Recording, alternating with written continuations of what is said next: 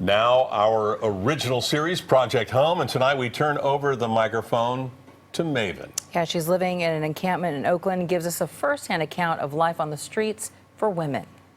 And she also tells KPIX 5's Susie Steimle what she thinks could help solve the homeless problem. The first thing I wrote in my list of things you need when you become homeless, you got to get a pit bull. I was one of the first people to live here, and I liked it for the quiet and the birds and the butterflies and the lack of stress. We're trying to be a community, a collective, rather than an encampment. And there's an ever-evolving, changing new face of homelessness. I mean, right now, college students, grandparents, your mom. I mean, anybody can become homeless. What's it like being out here as a woman? It's crazy. There's amazing people out here. It's just really hard, and everybody's pushed. I try to keep the faith and in God, and Oakland is amazing. They're very generous. If it wasn't Oakland, I don't think I could have survived anywhere else. There's a lot of love here, but there's also fire sometimes, and people are getting hurt, and suicide sometimes, and mud and bad weather and rats sometimes, and it's just, you don't know who you can trust. And so we all have intimacy issues, it's kind of hard to be friends with people, but you really want friends, and you love people, and at the same time you just want to go hide. So Yeah.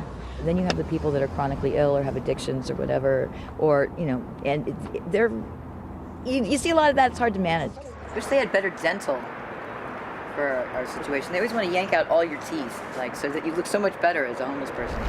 Good morning. Jamaica, you home? There just needs to be more outreach. I mean, really, we're your neighbors. It's hard out here, and the social classes and the economic things that we're going through in the housing crisis. I mean, a two-bedroom is $5,000 a month. That's crazy to me. My friend Frankie just recently passed away. She was 90.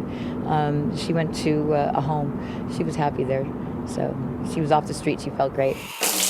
If we could set up shower stations or a bathhouse for the women or anybody, that would be great. I hear that there's a shower here at Ramundi, and that there's a big water heater, and that they could turn that on, and I don't know why they haven't. I must have forgotten. I'm trying to eradicate the word homeless and turn it into curbside communities rather than encampments. A lot of times on the news they'll say, and now about homeless situation, the homeless, curbside community. I mean, we interact with people. We're very neighborly, and happy to work and wave, and we're nobody's problem, I believe. I have about 500 saved on a fundraiser that I've been doing on Facebook. Part of that, the money is set aside to get a van, something with a V8 engine, so that I can go and haul trailers and go see my daughter, who I haven't seen in 6 years. But I really want to be useful. Now I have all this free time being homeless, and I can't afford to go to work and pay bills and stuff. I just want to be useful. It's a struggle out here. It's like being a pioneer woman or a cowboy or whatever. You come out there in your Conestoga wagon. Now you come out here in your RV or your tent or whatever, and we're settling the curbs at this point because it's the last frontier. So Mavin has been living in that encampment on Wood Street for more than a year now, but about a month ago, that encampment was cleared out by the city of Oakland to make way for a safe RV parking site that is going to go in its place. She just ended up moving down the street, and that's something that she hopes will change. She wants to see encampments sanctioned by the city until a more permanent fix comes along. I also want to give credit to our editor, Sue Lane, who very thoughtfully put that story together. Yeah, she tells an interesting tale.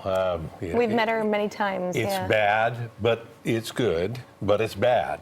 And there's community, and it's tough. But you're on your own. Yeah. Yeah, my heart goes out. I think the bigger takeaway is just that it's bad, and hopefully we can find a solution, right? Absolutely. All right, Susie, thank you so much. Thank you. Well, keep sending your stories and your ideas to projecthome@cbs.com, and you can see all of Susie's reporting, all these stories, on our website. Tonight.